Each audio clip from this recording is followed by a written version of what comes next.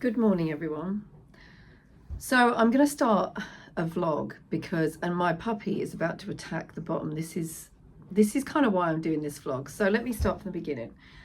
I have been thinking about basically overhauling my baby first aid business for a while now, and getting some new resources for everyone, building a new product like the Nest method.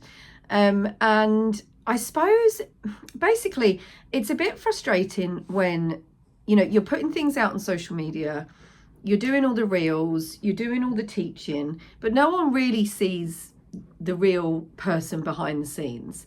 And I, for one, have become, and I might be way off the mark here, but I've become quite interested with people that are behind the scenes of the businesses that I follow. Like I follow a couple of fashion brands. You wouldn't think it with the way I dress, but I follow a couple of fashion brands. I'm obsessed with anything British. I am British. I live in Australia, but I am so proud of where I come from, and I just love, I love the Londoners. I love the Brits. My dad was a Londoner. My mum was, born and bred near London, and yeah, that's just part of my makeup, part of my DNA.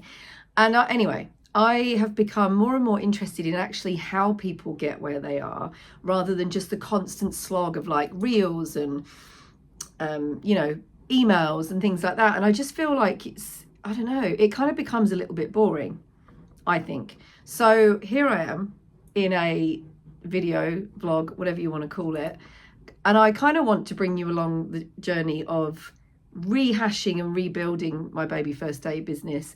Not really rebuilding it because it's been going for a long time now, but just taking it to the next level, because it's become a bit we're at a plateau, and life is very different now to how it was when I first started the business, when my youngest was not even, I think he was 1.5. And yeah, I find it really interesting when I actually know the people behind the brand, and kind of, not the ins and outs and the nitty gritty details of their daily life, but just what makes them tick. And I also feel like, yes, I do baby first aid, and yes, I'm a paediatric nurse, but I'm not very buttoned up. I'm a bit of an open book. I'm not a polo shirt kind of girl. I'm not going to sit in every video and look professional. It's just not who I am, and it's also not what I have time to do. If I have something that pops into my head that I want to tell you about crushing sesame seeds or a head injury symptom, I want to just sit down and video it and put it out there. I equally get a real bee in my bonnet about people that sell with fear. So you are very welcome to call me out on that. If you ever see me posting that bloody picture, that picture of the child with the popcorn stuck in its airway, or that post-mortem picture of a child with the peanut stuck in its airway, who died, I'm not interested in anyone buying my courses because they're terrified.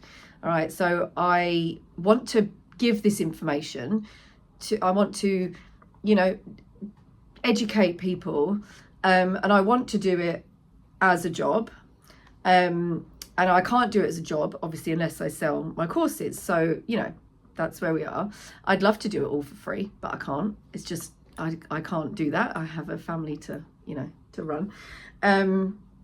So yeah, so what you see is what you get, really. And I am a little bit messy, a little bit chaotic, but I have all the knowledge up here that I can help. And there is this is another thing that I'm bursting to get out. There's no other educator in Australia, or that I know of at all, that covers the baby first aid space and the food allergy space, and the kind of introducing common allergy foods, so the weaning part. So before you get to the allergy part, the kind of how do I introduce these foods to my child even when they don't have an allergy, that kind of thing. So there's such a place there for this kind of information. And so here I am. I want to share it, and I want to share it in my way. My kids are a little bit older now. They're 8 and 11, 2 boys. If you don't know me already, my name's Heidi. I'm the owner, founder of the Nest. And what happened was 6 years ago, I was in a park in Glebe. It was a birthday party. It was in a park. And out the corner of my eye, there was a woman standing up doing this on her baby that was practically upside down. The baby was very young, probably about 6 months, and she was just like kind of shouting but not really making any sense. And as a nurse, any nurse will tell you who works in a hospital, you tend to run towards disaster, and it's just something that's in our blood. I don't know why we do it. It's not, believe me, it's not like optional. You just kind of tend to make a beeline to things that are going wrong, and then deal with it as and when you get there. And that's exactly what I did. And I ran over and I grabbed the baby. I didn't ask permission. In today's privacy world, probably should have. Grabbed the baby, did the first aid, which if you follow me, you'll find out what that is. And it took 5 good back blows to dislodge this piece of sausage that was in this 6-month-old baby's throat. And she was properly choking. She was grey. She had lost her colour. She was not breathing. And it was terrifying. It was really terrifying. The weird thing is, I go into this, I suppose I've been a nurse for 25 years now, so I've been in a lot of emergency situations, and you tend to just go into this bang, bang, bang, this is what we do mode, because it's just what you do, and it's hard to explain. But after the event, believe me, we react like everyone else. We get shaken, we have debriefs, we need a minute to gather, because once everything's over and done, yeah, it's a lot. It's a lot. So anyway, after 5 back blows, the last one, she did a great big vomit and started screaming and writhing. But before, she had been quite limp. She was actually still conscious, but probably not for long if it had stayed like that. So all I was thinking was, I don't want to have to turn her over and do the chest thrusts, because that's so invasive and that's one step away from CPR. So yeah, it was pretty scary. Someone else, I believe, was already on the phone looking for an ambulance, but she recovered, and she recovered quite quickly. The mum was just like, I didn't know what to do. At that point, I had this itch that I couldn't scratch about having my own business, but people don't tend to encourage nurses really to have their own business. It's not something that we really used to do. It wasn't like a thing. And it just, a light bulb went off in my head. And although there are a few baby first aid businesses, there actually isn't any that really deal with food allergy as well. And I have been a paediatric nurse for 25 years. And for the last 10 years, I've been a clinical nurse specialist in childhood allergy. And so with those two expertise, that's where I was like, right, this is what I'm supposed to be doing. So here we are. Anyway, and fun fact, baby first aid, you do not have to be qualified to teach baby first aid. Anyone can write information and teach it for anything. So it's a bit like if people put themselves out there as life coaches or sleep coaches, or do they actually have the qualification to do that, or have they just called themselves something? Because there's proper nurses that train in sleep disorders. There are people that do diplomas and degrees in things like life coaching, that kind of thing, but it's not regulated in the baby first aid industry. So yes, there's first aid certificate businesses, which I also have. I also teach businesses in first aid certificates. But the baby first aid, yes, there's some baby first aid in first aid certificate courses, but baby first aid just on its own, with the febrile convulsions, the poisoning, the CPR only for babies and small children, and the choking methods, and the introducing common allergy foods, all these things that would only be babies, there is no certified course that just delivers baby first aid, so anyone could do it. So just be warned, because there was a business out there that was teaching mums to teach mums to teach mums, and you can imagine with the Chinese whispers what happens at the end. The information is not accurate. So there we go.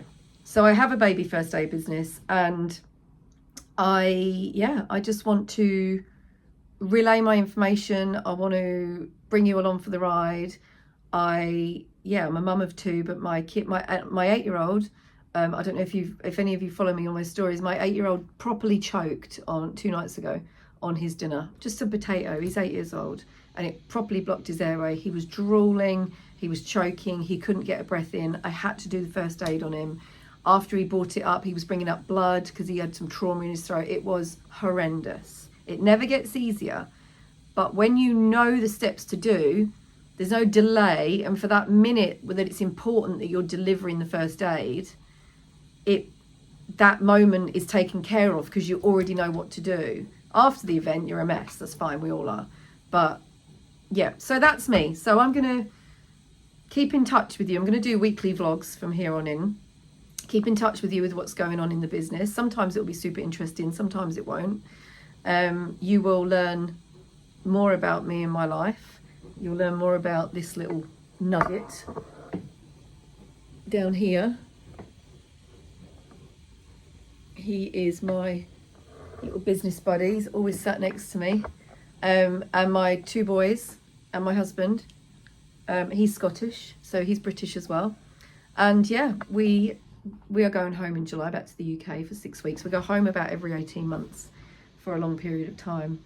They're soccer mad, and yeah, so let me know below. Just tick the hands up if you will be interested in following the journey. I know, I'm always interested, a bit more interested in what goes on behind the scenes. I am a swearer as well, so apologies if that offends you, but don't be surprised if it pops up in these vlogs. I won't do on social media. I don't think it's always fitting with certain subjects, but yeah, I am kind of a throw a lot of shit at the wall and see what sticks kind of person. So sometimes you'll see that I'm launching something and then actually it disappears because it didn't work. But I will I will always try things. I'm a serial implementer. I'll just go, I work at 100 miles an hour sometimes. Around my full-time job, by the way. I do work full-time in healthcare as well. So, because, you know, we live in Sydney, you've got to pay the bills. So I do my baby first aid because I want it to be a legacy. I want to have that business always. I want to be able to pass it on to my children. But before I can do that, I want to pass the knowledge on to you guys. So please put a thumbs up or a comment below this video, just so I know. That isn't to get traction or push me out there in the algorithm. It's so that I know actually that people would be interested in watching this kind of thing, and watching the weekly vlogs. And I will obviously post a bit more on Instagram and TikTok as well on the stories, but just the long form and the what's going on behind the scenes and the bit more about me and us as a family will be here. So yeah, see you soon.